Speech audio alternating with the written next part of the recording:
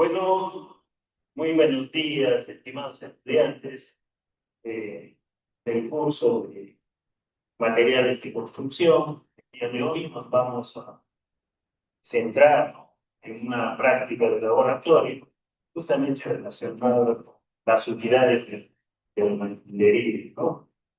Entonces, ¿cuál será el logro final del aprendizaje? Es que al finalizar la unidad, el estudiante explica la importancia del estudio de los materiales de construcción y sus propiedades, ¿no? Físico-mecánicas mediante el estudio de las estructuras, justamente, ¿no?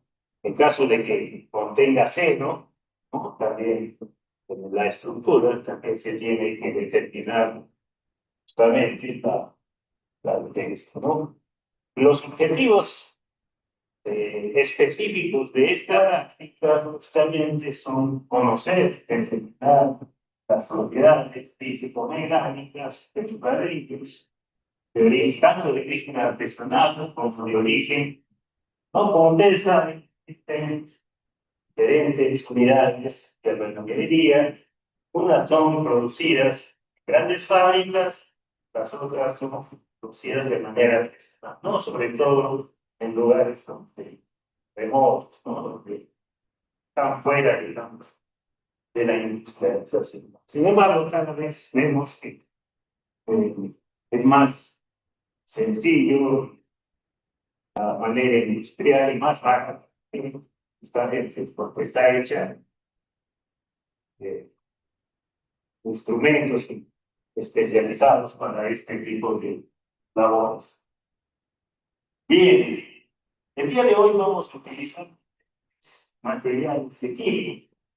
De ellos vamos a utilizar arena gruesa, un molde rectangular metálico de 25,75 por 17,75 por 3,5, un molde rectangular metálico de 12,75 por 10,375 por 4 pulgadas, un vernier pie de rey de 150 milímetros, una brocha de cerca suave de espesor de 2 pulgadas, una cuña de división graduada de milímetro, una probeta graduada de 1000 mililitros, una balanza de precisión de 20 kilogramos y una varilla de 0 piso.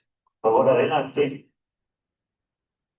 Bueno, como ustedes saben, una de las principales recomendaciones que el destino da, todas las pautas de seguridad que se tienen que mantener en el laboratorio.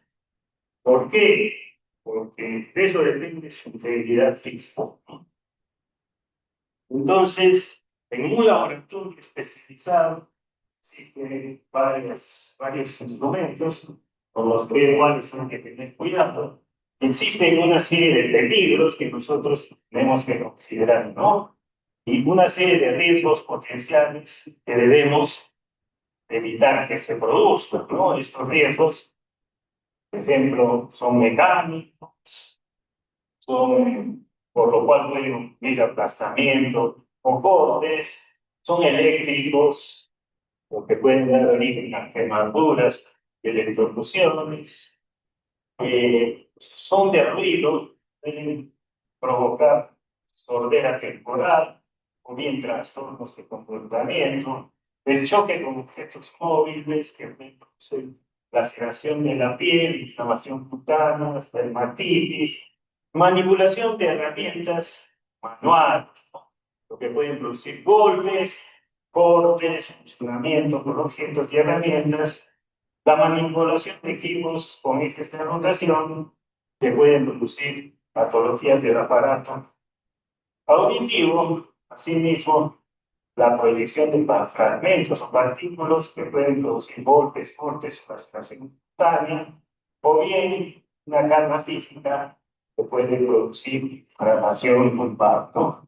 O sea, tenemos que considerar justamente todos estos peligros. Como ustedes ven en este laboratorio, la señalética que existe para evitar justamente, y sobre todo tenemos que utilizar nuestros EPPs, ¿no?, nuestros equipos de protección personal, los cuales nos van a proteger. En este caso, en este laboratorio, en esta práctica, vamos a utilizar nuestro barniz y nuestras botas punta de acero, ¿no?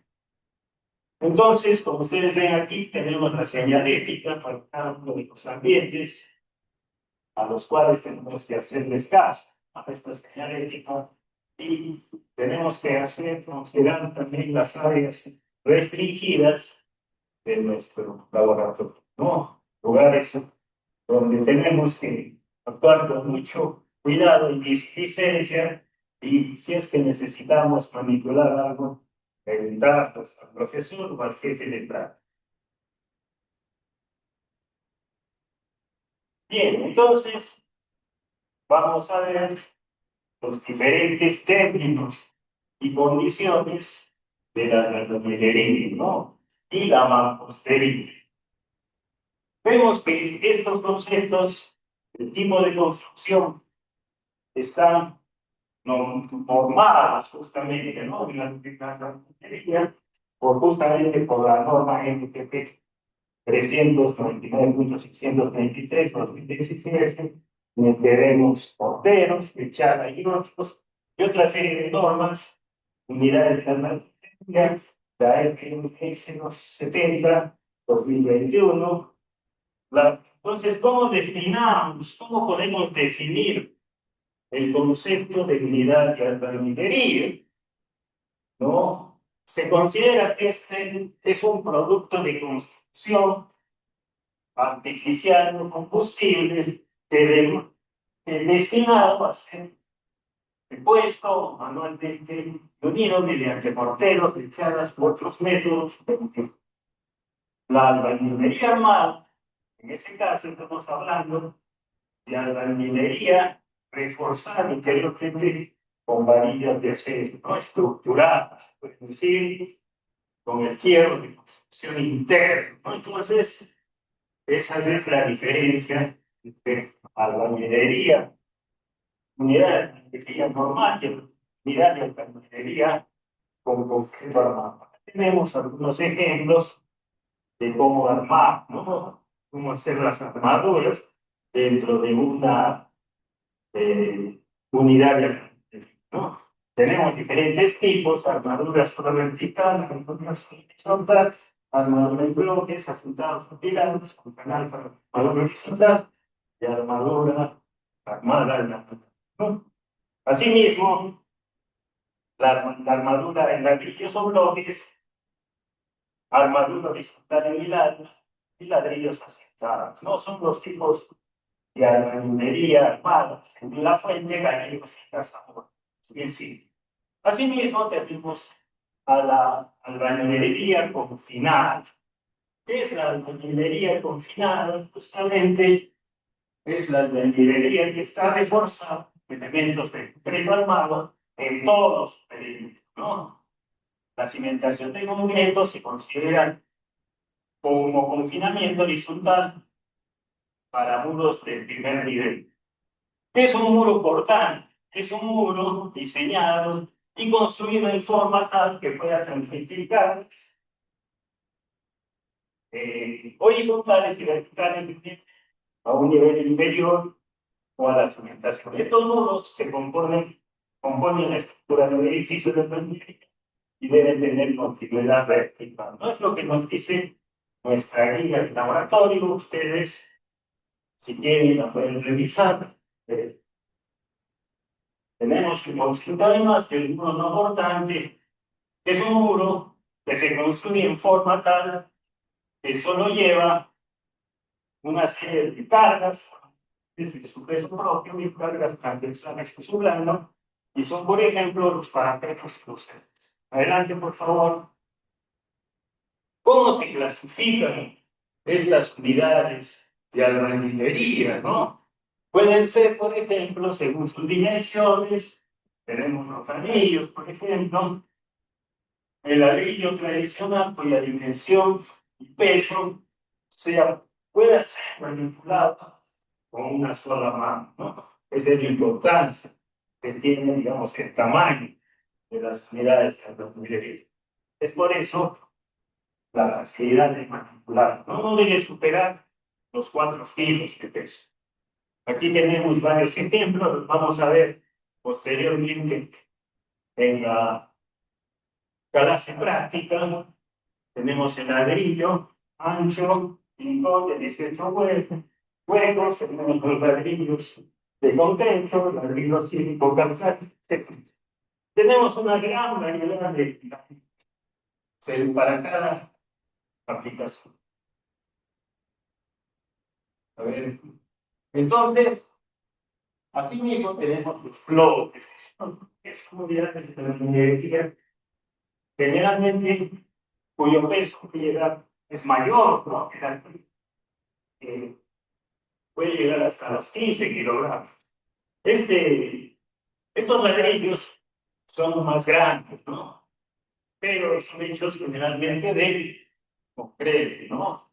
Están provistos, son huecos, o sea, están provistos de alveolos, con el fin de que permitan asirlos, colocarlos dentro de un obra. Acá tenemos diferentes bloques concretos o bloquetes, también se llaman dentro de la construcción. Ya en el argot de la construcción, bloquetas, y son generalmente de alto cemento. ¿No? Tenemos diferentes formas. Aquí las pueden ver en su. Adelante, por favor. Por otro lado, vamos a ver los bloques que están hechos de diferentes materias primas. Por ejemplo, de arcilla, de concreto, puede ser artesanales o también industriales, ¿no? De esa manera, tenemos una diversidad de este tipo de bloquetes. Por otro lado, entonces podemos clasificar estas bloquetas eh, según el material, ¿no? De que están hechos. Tenemos, por ejemplo, las arcillas, bloquetas de arcillas, que son bloquetas para diversos tipos de construcción. Adelante, por favor. Bien, entonces, si vemos aquí este flujo, ¿no? Este flujo, cómo se realiza una bloqueta, cómo se fabrica, se extrae, se mezcla, se hace la mezcla, después viene la maqueta, después poco a poco se envía a una fábrica, viene el secado y el quemado. Esas son las bloquetas de arcilla deben en un proceso de, digamos, de consolidación, ¿no? En este caso, es el tema. Las arcillas entonces van a obtener otras características nuevas, diferentes, y van a conseguir su resistencia más. A ver qué más tenemos aquí. Por otro lado, tenemos, aparte de la arcilla, tenemos las bloquetas, otras unidades de albañilería de concreto. Justamente son aquellas que son hechas de este material, ¿no? Y generalmente se utilizan para eh, para otras opciones en la industria de la construcción. Bien, entonces, también pasa por un proceso, tenemos el proceso de cemento, aplicado, extraído, el dosificado, el mezclado, y posteriormente la clasificación, el moldeado, y después de una serie de procesos, llega al resultado final y al secado en concreto, a fin de que estas unidades obtengan su máximo de ecosistemas. Adelante. Tenemos otro tipo de materiales, se llaman así calcáreos. Son materiales mucho más caros y más, se utilizan menos. No tienen un uso masivo, sin embargo, son de alta calidad, ¿no? Nos sirven para estructuras especiales y nos sirven justamente para realizar obras de gran resistencia, ¿no? Donde las estructuras tengan que aguantar altas cargas, ¿no? Y tengan una resistencia, ya que los materiales son suaves. Igualmente, pues el flujo de producción a través, digamos, de todos estos procesos, pues pueden ver en sus guías.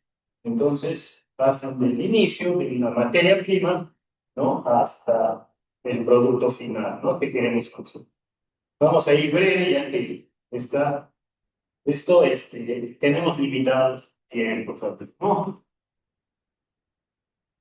Otro tipo de clasificación que tenemos en las unidades de ingeniería, las podemos considerar por sus alveolos, ¿no? Tenemos unidades sólidas, que son aquellas que son, digamos, completamente sólidas, o bien unidades huecas, ¿no? Que tienen una serie, digamos, de agujeros, justamente como motivo de aligerar el concreto y también para estructurarlo, ¿no? A través del fierro de construcción. Tenemos mixtas, ¿no? Unidades alveolares o bien llamadas tubulares, ¿no? Cuyos alvéolos son paralelos a la misma construcción. ¿Cuáles serán las propiedades justamente de las unidades alveolares? Es que nos sirven para nuestros objetivos en las construcciones, nos facilitan justamente el manipular. Actualmente, con los últimos avances de la ciencia y de la tecnología, podemos contar con todos estos materiales que nos facilitan, nos ahorran tiempo y dinero. Adelante, señorita. Entonces, según esta, esta tabla, este gráfico, tenemos que los diferentes, ¿cómo les digo? Las diferentes unidades de albañilería tienen diferentes resistencias y diferentes características, ¿no? Entonces, acá tenemos para ¿cómo se dice? Bueno, el ensayo, ¿no? De laboratorios que se usan justamente para poner a prueba y medir la resistencia de nuestras unidades de flujo. Adelante, por favor. Lo mismo aquí, tenemos una serie de ensayos, la visibilidad, la variabilidad funcional. Entonces, la norma técnica permite conocer una variación dimensional entre las diferentes unidades, ¿no? De albañilería. Acá tenemos esta tabla, que nos da una explicación de la dimensión especificada, las máximas presiones permisibles con respecto a la dimensión especificada. Entonces tenemos varios valores. Esto es la norma técnica peruana 331 017. Aquí lo mismo, tenemos una imagen que nos muestra el mayor alargado que se debe considerar y que posteriormente lo vamos a practicar en nuestro laboratorio. Hacer nosotros mismos mediante la medición del alaveo en las diferentes unidades presentadas. Igualmente, vamos a hacer un ensayo de succión, ¿no? Lo vamos a explicar, ahora no nos vamos a referir mucho a él, lo vamos a explicar, lo hagamos en el laboratorio, ¿no? Adelante. Aquí tenemos las unidades cívico-calcáreas que deben ser rociadas con una brocha de las metro y la norma que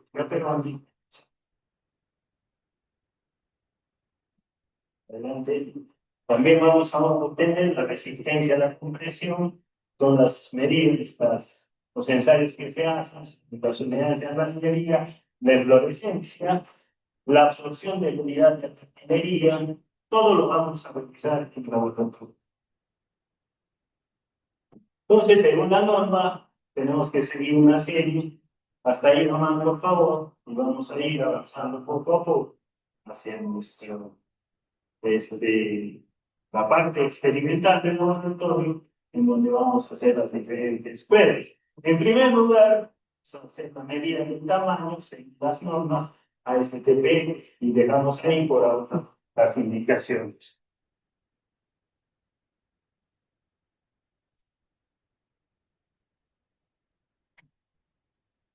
Bien. Bueno, entonces vamos a proceder aquí con nuestra... Como ustedes ven aquí delante mío, les estoy mostrando un ladrillo tradicional, ¿no? Del tipo King Kong, se puede, no, del tipo, digamos, sólido, ¿no? Un ladrillo sólido posiblemente procedente de una fábrica artesanal, o sea, de una fábrica que no es industrializada, de las cuales tenemos muchas en el Perú, ¿no? Entonces, ¿qué es lo que hacemos? Y aquí, para compararlo, tenemos un ladrillo King Kong agujereado, ¿no? Con una serie de agujeros, como ustedes ven aquí, pueden observar. Entonces, si nosotros comparamos y usamos en la construcción, podemos indistintamente usar uno u el otro ladrillo, dependiendo, digamos, de nuestro presupuesto y de nuestros, digamos, objetivos, ¿no? De nuestra obra de construcción. Cada uno de estos tipos de ladrillos tiene sus ventajas y desventajas, ¿no? Desde el punto de vista constructivo. Entonces, como ustedes ven, este ladrillo es un poco irregular, ¿no? Sin embargo, cumple con las normas. Habíamos visto para hacer el aladeo, ¿no? Lo primero, según la norma que tenemos que hacer es medir y anotar en nuestra libreta. Lo que tenemos que hacer es la medida de nuestro ladrillo, ¿no? ¿Qué es lo que se mide? Se miden las tres dimensiones con una regla, ¿no? Para ver si cumplen con... Tenemos el largo, en nuestro caso, no sé, 21,5 centímetros, el ancho, en nuestro caso de este ladrillo, 12 centímetros, bueno, en este caso, 22 por 12, y tenemos que medir también la altura, ¿no? En nuestro caso, la altura está representado por 7 centímetros, ¿no? Entonces, anotamos, ¿no?, estos valores en una libreta, ¿no?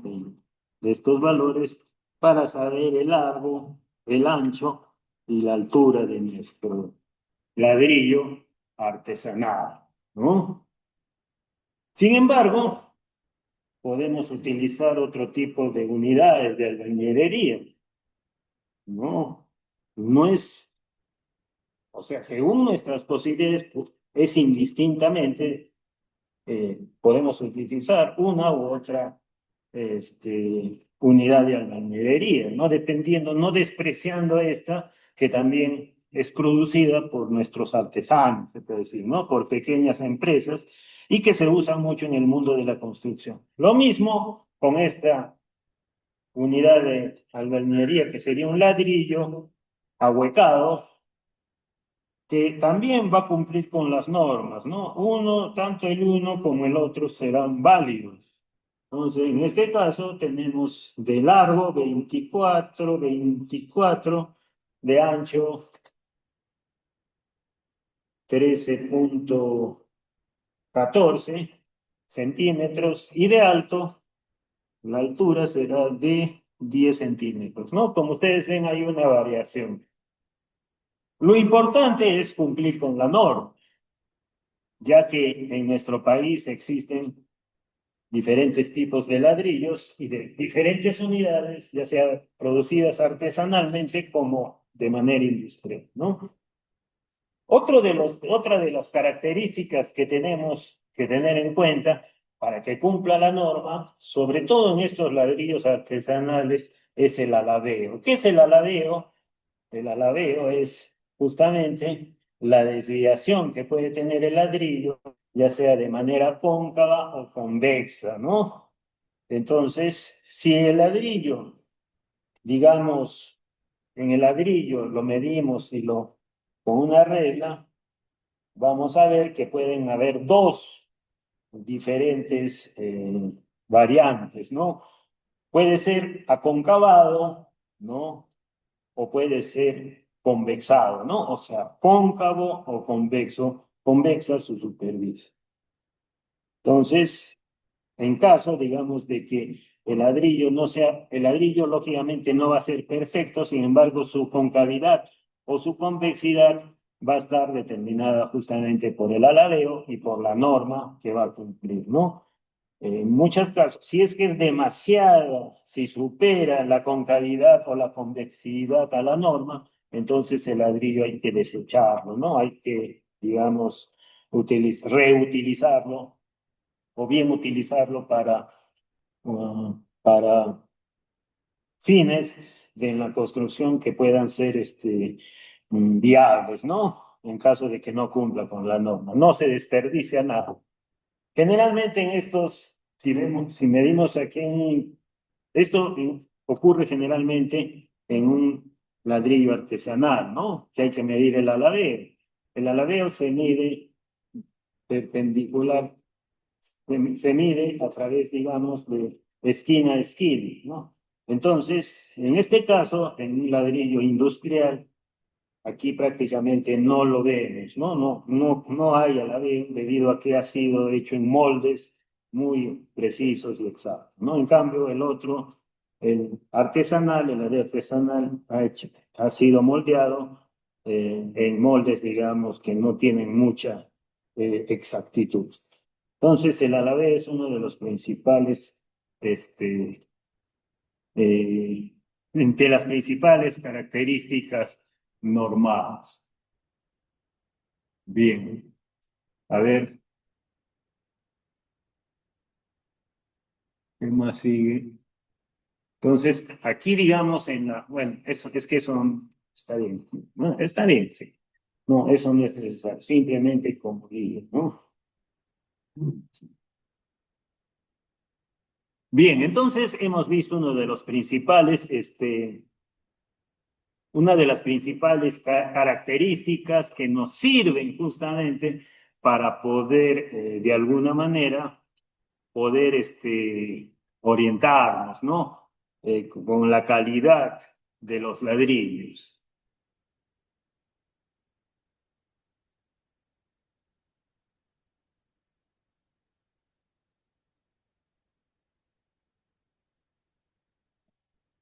Ya, eso ha sido realizado. A ver, ¿puedes subir un poquito más la diapositiva? No. Al contrario, eso ya lo hemos hecho. ¿No? El aladeo.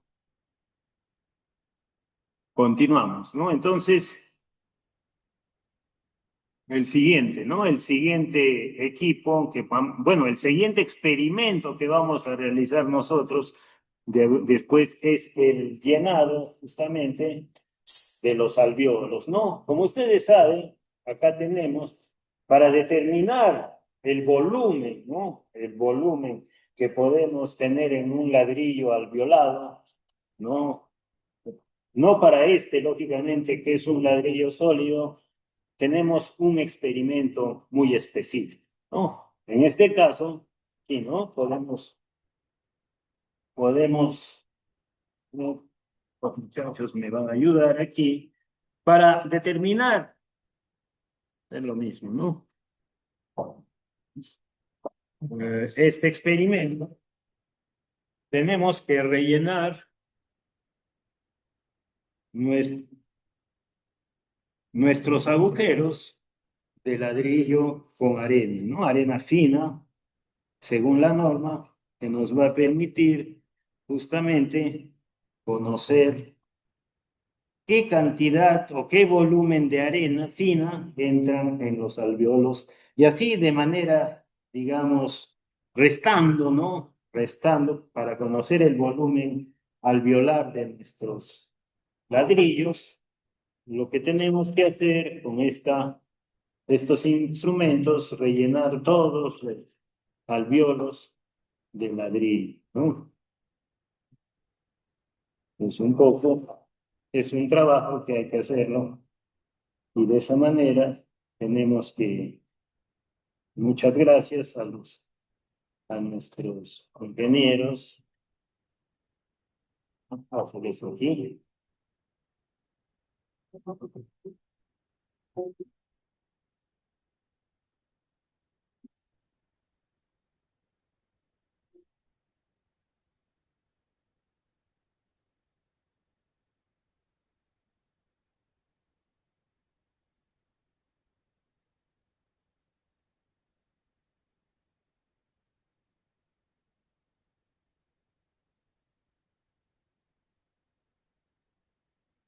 Este experimento que ustedes también lo van a hacer como estudiantes, como participantes de la práctica, hay que hacerlo de manera muy prolija con el fin de que tengamos nuestros resultados más o menos exactos. Bueno, confundo la norma.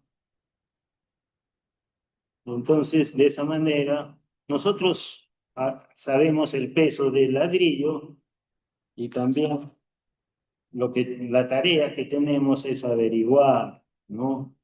¿Cuál es la cantidad, qué peso tendrá la arena?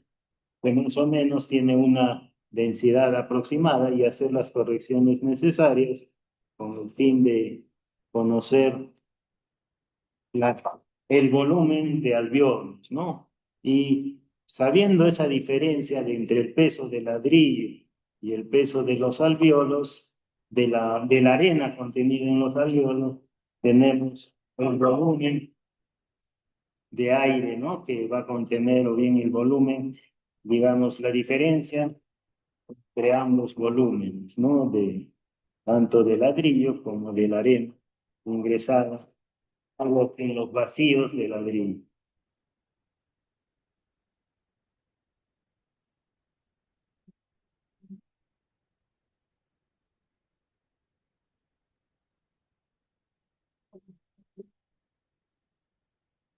Hay que hacerlo de una manera bastante prolija a fin de completar, ¿no? Y nos falta todavía rellenar.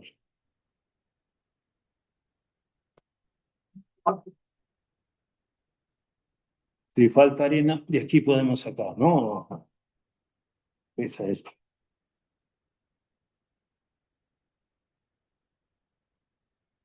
Entonces, esta es una arena especial que generalmente se utiliza para estos fines y de esa manera nos permiten conocer esa diferencia, ¿no?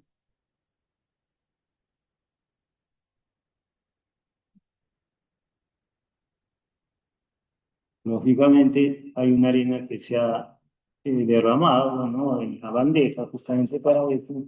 Entonces, esa arena sobrante no se va a considerar un peso, ¿no? Ah, del alveolo, del volumen de los alveolos.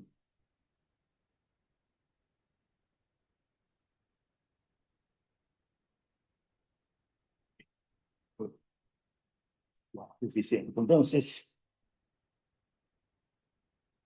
gracias al ingeniero que nos está apoyando. Entonces, aquí tenemos al RAS, ¿no? Eh, Como habíamos dicho, conociendo el peso del ladrillo, ¿no? Y conociendo el volumen, el peso de la arena que se introducen en los alvéolos, la diferencia nos va a significar el volumen de los alvéolos de determinada unidad de albañilería, ¿no? En este caso, de este ladrillo. La variación generalmente es muy poca, ya que estos ladrillos son estandarizados, ¿no? Ya, a ver, hay que recogerlo. Entonces, estamos recogiendo. Y bueno, en general, este es el experimento. Y por diferencia de pesos, sabiendo nuestra cantidad, digamos, o sea, el volumen de nuestro ladrillo y sabiendo la cantidad que se han utilizado ha entrado en nuestro ladrillo, en los alvéolos, vamos a sacar en una tabla, ¿no? Pues vamos a obtener, digamos, esa diferencia que nos va a indicar el volumen de los alvéolos en en nuestra determinada unidad de albañilería. Bien, entonces este experimento no lo vamos a pesar, o lo podemos pesar o no, entonces habría que sacar, hagamos lo siguiente, nosotros tenemos que sacar nuestro, eh, nuestra arena, ¿no? Entonces, toda la arena que puede haber quedado aquí, primeramente, conociendo, digamos, el valor de nuestro ladrillo, primeramente en este caso, tiene 303 kilos 207, o sea, 3207 gramos, ¿no? Bien, entonces, conociendo, digamos, el valor de nuestro ladrillo, pesando, teniendo la tara, ¿no? De esta bandeja y también la cantidad, el volumen de la arena, aquí tenemos, uy, no,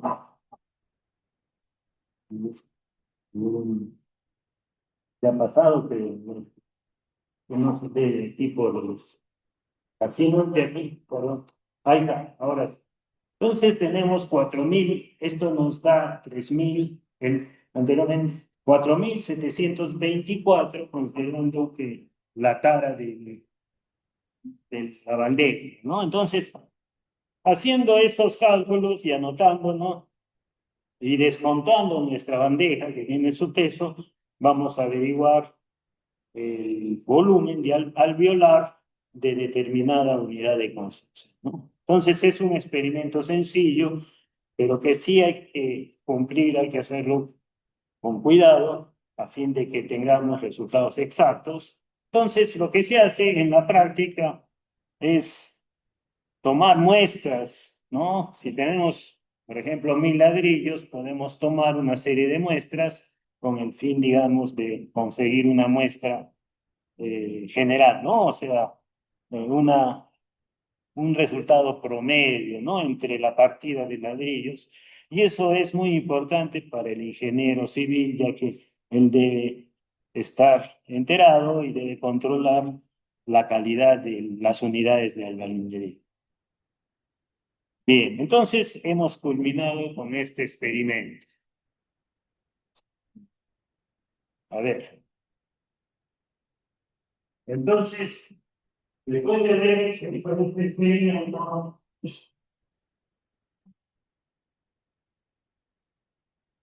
vamos a obtener los resultados, ¿no?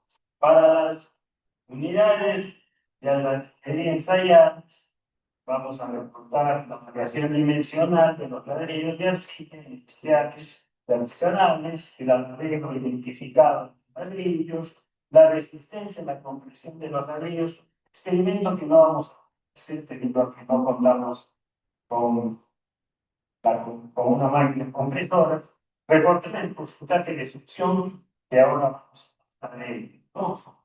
Para lo cual vamos a usar una bandeja, la cual la vamos a llenar de agua, ¿no? Ah, con esta. De una,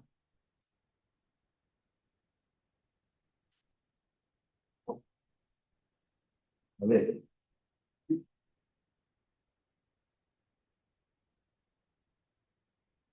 unos 2 centímetros, ¿no? Aproximadamente es lo que vamos a utilizar, rellenar nuestra bandeja. Este es otro experimento para verla, determinar la succión, ¿no? Para lo cual usamos agua potable, ¿no?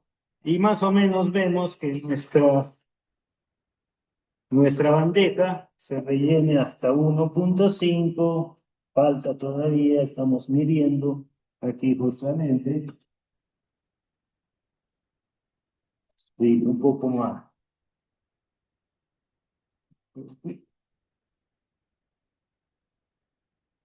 Sí, un poquito.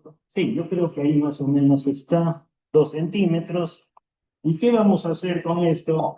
No, hemos llenado, como ustedes lo han visto, te las voy a mostrar. Tenemos nuestra agua, o mejor, de esta forma. Hemos llenado una bandeja y lo que vamos a ver, vamos a sumergir nuestro ladrillo con el fin, digamos, de que el agua penetre, ¿no? En la superficie baja del ladrillo, en la parte inferior del ladrillo. El cronómetro. Entonces, vamos a ver el tiempo, según la norma, debe ser de 1 minuto, ¿no? Justamente aquí tengo un cronómetro. Entonces, vamos a ver la capacidad de succión de este material de albañilería, o sea, de este ladrillo, en este caso, de esta unidad, y lo vamos a dejar sumergido 1 minuto, ¿no? En el agua de 2 centímetros, y vamos a ver qué cantidad de agua absorbe. Lógicamente, nosotros sabemos por cálculo cuánto pesa nuestro ladrillo, lo hemos pesado anteriormente, y cómo lo vamos a valorar, cómo vamos a valorar la succión. ¿Qué es la succión? Justamente es el agua que durante 1 minuto va a absorber nuestra unidad de albañilería. Las unidades pueden ser bueno, ya se ha cumplido 1 minuto, entonces lo hemos detenido, entonces ya lo sacamos, ¿no? Como ustedes ven aquí, nuestro ladrillo, y vemos aquí, hemos visto que está mojado, ¿no? En la parte inferior, y lo vamos a pesar, justamente. En este caso, sabiendo la diferencia de ladrillo seco y sabiendo la diferencia de ladrillo mojado, nos va a dar la capacidad de succión, ¿no? Entonces, en este caso, notamos, serán de 3.290 gramos, ¿no? Entonces, al haber pesado este ladrillo anteriormente, ya tenemos nuestro peso original y por diferencia vamos a calcular cuánto nos ha absorbido. Adelante, por favor. Función con los manos más abajo. Ah, no, ya está. No, más arriba. Al revés. Vamos, busquemos funciones que no. Esto ya son integrales, ¿no?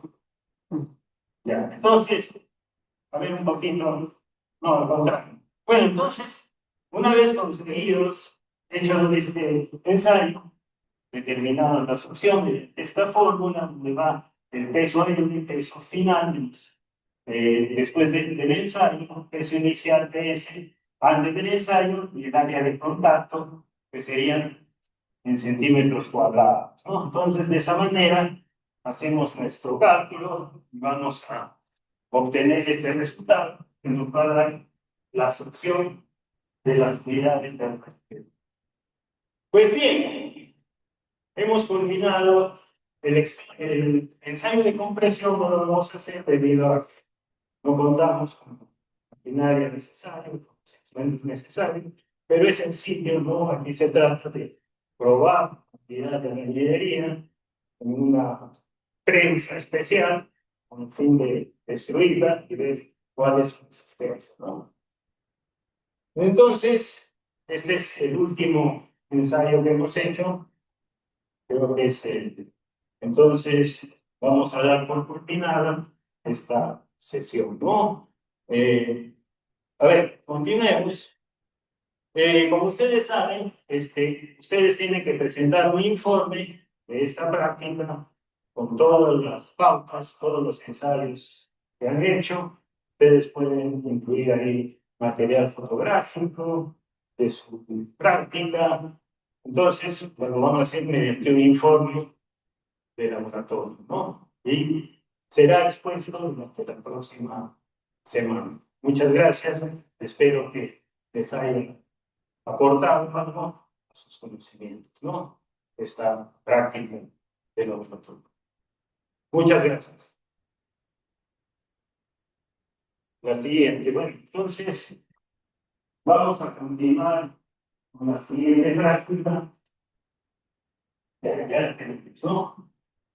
Entonces, muy buenos días, estimados estudiantes del curso de tecnología del concreto de la Facultad de Ingeniería, ¿no? En este caso, en especialidad en Ingeniería Civil. El día de hoy vamos a hacer el ensayo de esclerometría, ¿no? Eh, ¿Qué es la esclerometría hiperdiamantina? ¿No? Sin embargo, solamente la esclerometría, debido a los con de las diamantinas. Las pruebas diamantinas se sacan en campo, entonces no lo vamos a hacer ya que son destructivos, ¿no? Entonces, de esa manera vamos a hacer justamente lo que es la esclerometría. Vamos a ver entonces cuál será el orden de aprendizaje. Al finalizar la unidad, ¿no? Vamos a determinar la durabilidad y la patología de los concretos, tomando en cuenta los diferentes agentes que pueden influir en eso, ¿no? En eso se puede decir esas deficiencias de nuestros concretos. ¿Cuáles serán los objetivos? Porque en general y específico, el objetivo de la práctica es aprender a utilizar el martillo de acero impulsado por resorte e identificar la calidad del concreto. Conocer las propiedades físicas y mecánicas de las diamantinas, observando su composición y la profundidad perforada. Solo vamos a ver las muestras, ¿no? No las vamos a extraer nosotros. Analizar, un momento, analizar la diferencia de los resultados, la resistencia a la compresión entre los ensayos de diamantina y esclerometría, y estos a su vez con la resistencia especificada del diseño, ¿no? Adelante, por favor, materiales científicos. Vamos a utilizar un espécimen del núcleo de diamantina. Vamos a utilizar el perfil PDR de 150 milímetros y vamos a utilizar el escleros, ¿no? De esa manera, vamos a como siempre, es que todo les voy a mostrar las pautas de seguridad, ¿no? De una manera muy rápida, sin muy rápida. Entonces, existen diferentes peligros en este laboratorio. Entonces, tenemos que tomar en cuenta todos estos peligros con fin de prever accidentes, ¿no? Prevenir los accidentes y de esa manera estamos tranquilos, ¿no? Tenemos que tener cuidado con los choques eléctricos, ya que contamos en este laboratorio con diferentes instrumentos. Tenemos que protegernos, usar nuestros EPPs, o sea, equipos de protección personal, como vemos el mandil, nuestras botas de seguridad. Tenemos que manipular los equipos con mucho cuidado para no tener accidentes. Siempre consulten al profesor o al ingeniero jefe de práctica si es que tenemos alguna duda. No actuemos por nuestra cuenta y de esa manera vamos a evitar vamos a proteger su integridad, ¿no? Entonces pueden haber fragmentos, pueden haber que nos pueden dañar, ¿no? Nuestra piel, etcétera. Entonces, todos los procedimientos de laboratorio que tenemos que considerar deben hacerse con cuidado. Tenemos una señalética en nuestro laboratorio que tenemos que tomar de atención para ver los peligros que existen. Entonces, de esa manera, no acercarnos mucho también a los lugares peligrosos. Y en caso de hacerlo, tenemos que consultarnos, ¿no? Tenemos que cuidarnos entre nosotros también. Bien, entonces, ¿cuál sería el fundamento, no? Eh, como hemos visto, aquí hay dos experimentos, ¿no? La extracción de diamantinos y la de núcleos diamantinos de un lugar, de lugares de concreto que consideremos que tienen defectos. Y en segundo lugar, vamos a medir la uniformidad del cemento mediante la esclerometría. Hay que tener en cuenta que el esclerómetro es un instrumento, pero es solo orientativo, ¿no? No siempre, no hay que tomarlo, digamos, como una regla el resultado. Sin embargo, es orientativo, nos puede dar mucha información acerca de nuestra calidad de crédito. Entonces, cuando realizamos este ensayo, no,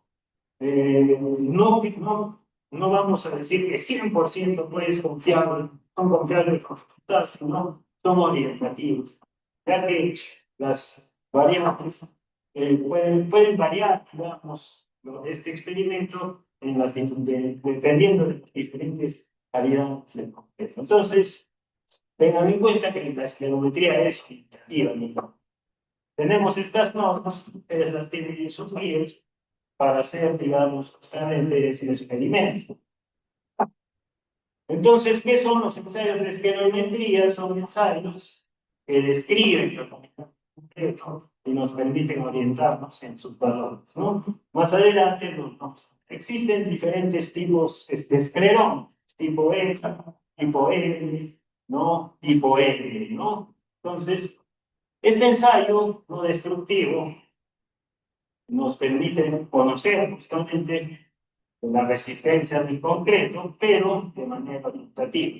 Necesita de pruebas más, digamos, profundas y eficientes, pero nos puede servir como un dato inicial. Adelante, por favor. Entonces, solamente la desventaja que tiene este esclerómetro es que solamente trabaja en superficie, ¿no? En la parte interior, justamente no, sus datos no son fiables, se necesitan otro tipo de experimentos y ensayos, ¿no? La diamantina, en cambio, trata de sacar mediante extractores especiales, ¿no? De perforación diamantina nos permite sacar ya especímenes y analizarlos a la resistencia, ¿no? También los vamos a ver justamente el día de hoy. Los testigos obtenidos con la diamantina se someten a una serie de pruebas con el fin de que se puedan verificar, ¿no?, las cualidades de un objeto determinado, sobre todo si tenemos dudas en la calidad del concreto en las obras de construcción y se sacan en cama. Bueno, esto no lo vamos a definir ya que no lo vamos a hacer, pero sí les vamos a mostrar, ¿no? Entonces, de esa manera, la relación longitud-diámetro desveltez se utiliza justamente para reconocer los diferentes valores en las diamantinas, ¿no? Existen dos tipos de perforaciones diamantinas y son diferentes: el sistema británico, el, ¿no?, el sistema, digamos, y dos tipos de cubos estándar para estudiar las diamantinas, los especímenes diamantinos. Adelante, por favor, señorita. Bien, entonces vamos a hacer completamente, vamos a obviar nuestro ensayo, digamos, ya que no tenemos las posibilidades, nuestro ensayo de muestras, especímenes mediante perforaciones de mantina. Sin embargo, sí vamos a hacer completamente el ensayo a través del electroelectrónico.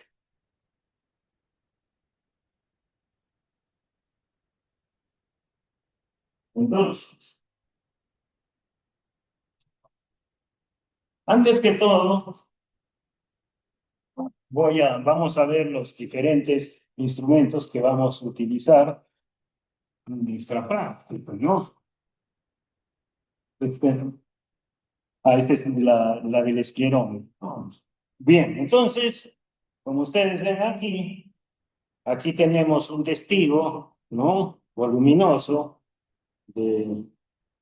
Tenemos una regla, ¿no?, se puede utilizar un vernier también para mayor exactitud. Sin embargo, nos vamos a referir. La regla es justamente para utilizarlo en este tipo de testigos.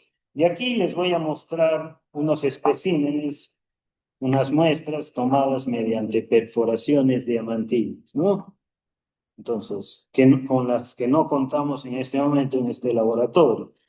Más o menos o sea, son así como las ven aquí, pueden ser de diversos tamaños. Entonces, ¿qué es lo que pasa? Mediante la perforación diamantina, se extraen este tipo de muestras en campo, ¿no? Entonces, el aparato que se utiliza justamente para hacer esta perforación va profundizando y extrae la muestra entera, ¿no? De esa manera, estos testigos los podemos utilizar para, como ustedes ven, acá tienen concreciones, que son los sólidos que se utilizan, ¿no? Entonces son muestras completas.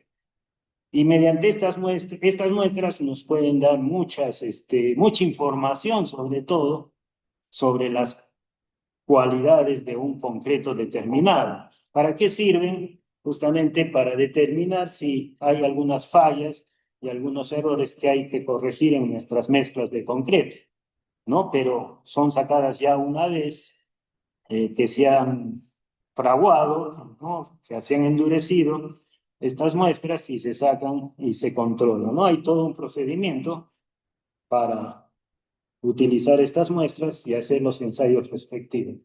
Vamos a guardarlas para que no salten a la vista.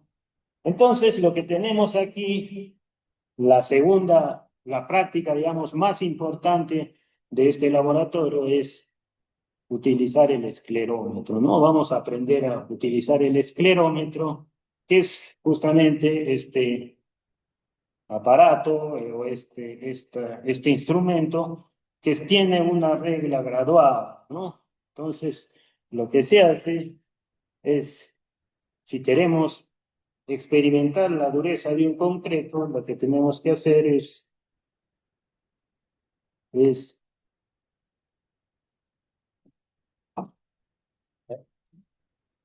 golpear, ¿no? Y ver justamente, a ver, tiene que estar derecho y de esa manera podemos leer el resultado, ¿no? Aquí en la regla, en esta tabla, donde hay una regla graduada y el valor del golpe, ¿no? De la resistencia que nos da y que puede variar en los diferentes lugares, como habíamos visto, ¿no? Entonces, de esa manera, leemos, ¿no? Nuestros resultados. Los leemos aquí en esta regla graduada, ¿no? Aquí también tenemos una tabla, ¿no? Para ver los resultados y los parámetros que podemos medir nosotros y considerar el tipo de concreto que hay en el cruce de estas curvas, ¿no? A través o sea, ya tenemos la información dentro del esclerómetro, ¿no? También lo podemos hacer de manera, se puede decir, teórica, ¿no? Mediante una serie de fórmulas. Entonces, ¿cuál es el procedimiento que vamos a seguir nosotros para hacer esclerometría? En primer lugar, nosotros vamos a ver y considerar las pulgadas, ¿no? Y tenemos que hacer una serie de líneas midiendo. Generalmente hacer antes de eso, tenemos que poner muy lisa la superficie de la muestra, ¿no? ¿Por qué esto es importante? Nos estaba olvidando justamente para que la superficie sea ideal, ¿no? Sea completamente plana, o por lo menos tratemos de llegar a esa perfección con el fin de poder hacer el experimento. Entonces, mediante un papel lija o mediante una piedra de molar, ¿no? Manual, entonces vamos a ir desgastando la superficie antes de proceder al experimento, ¿no? Entonces, una vez que tengamos, ya que este experimento es demostrativo más que todo, una vez que tengamos el plano, superficie, ¿no? Para lo cual podemos escoger la superficie más plana, que generalmente es esta superficie alisada, procedemos a dibujar nuestra mano. Entonces, vamos a hacer vamos a partir de una línea y de esa manera hacer una malla con la medida de entre cuadrados de 1 pulgada, ¿no? Entonces empezamos de aquí. Con un lápiz vamos a ir rayando nuestras, dibujando, ¿no? Nuestra malla con el fin de que cumpla la normativa, ¿no? Generalmente es de 1 pulgada esa malla para poder utilizar en nuestros ensayos a través del esclerón. Entonces vamos marcando una cuadrícula de 1 pulgada con el fin de que los resultados sean a través, las pruebas del esclerómetro se hagan a través de toda la superficie del testigo, ¿no? Para eso dibujamos una malla y en las intersecciones vamos a ir midiendo cuáles son y anotando los resultados y después comparándolos con la tabla. Entonces, en caso de que nos equivoquemos y que no podamos, digamos, no volvamos, la recomendación es no volver a repetir en el mismo lugar donde nos hemos equivocado, sino pasar al siguiente punto. Entonces, lo que vamos a hacer es eso, ¿no? Un momentito.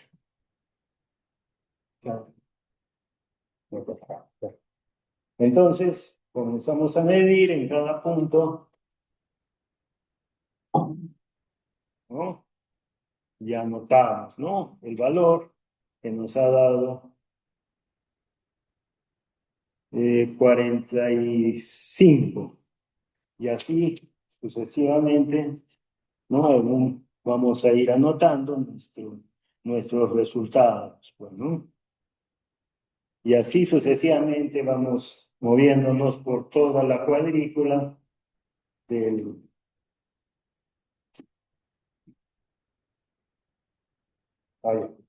Pasamos al siguiente punto, mismo, fijamos y leemos, ¿no? Y ponemos la siguiente anotación.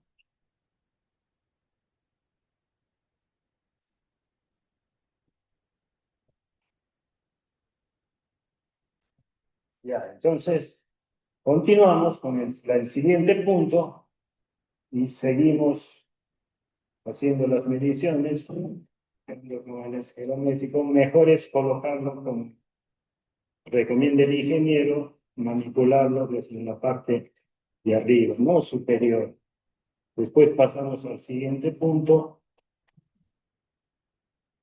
y aquí el resultado va a ser otro, ¿no? Y así sucesivamente, ya que esta práctica es demostrativa,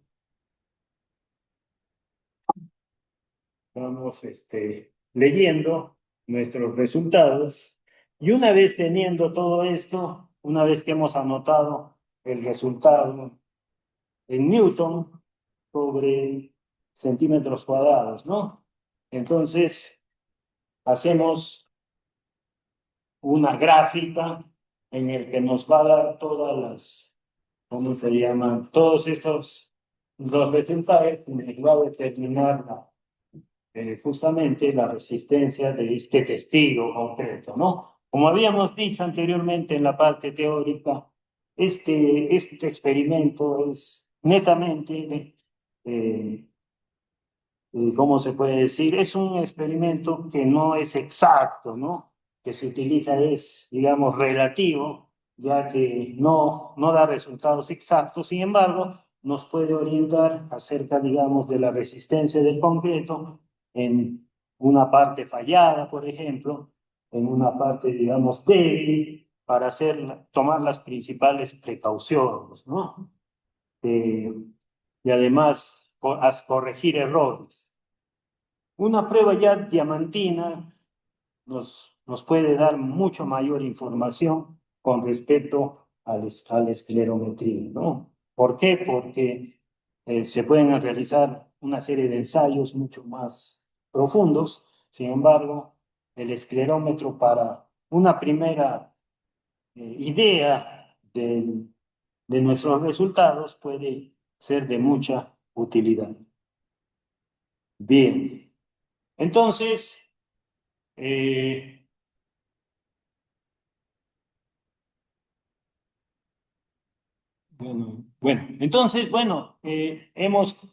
en lo que se refiere a tecnología del concreto, hemos visto una de las pruebas, dos pruebas, ¿no? De las más importantes que se utilizan en campo, y ustedes las van a utilizar mucho en su práctica, ¿no? En la práctica diaria, cuando ustedes ejerzan su profesión como ingenieros civiles. Les agradezco por su atención, espero eh, que me presenten su informe, ya que a través de justamente de este hay eh, se puede decir, el resultado de su informe será, será un informe y una presentación que ustedes van a poder, digamos, presentar. Llenen las tablas que están en la guía de laboratorio, completen con los datos reales y que vamos a proceder a realizar en grupos. Y posteriormente, la siguiente semana, van a presentar estos resultados. Pueden poner fotos, pueden poner diferentes materiales también adicionales para hacer su informe y su presentación, ¿no? Según el modelo que está en la guía de laboratorios. Muchas gracias por su atención y espero que esta práctica les haya sido de mucho provecho. Hasta la próxima y vamos a cerrar este laboratorio realizado el día de hoy. Gracias.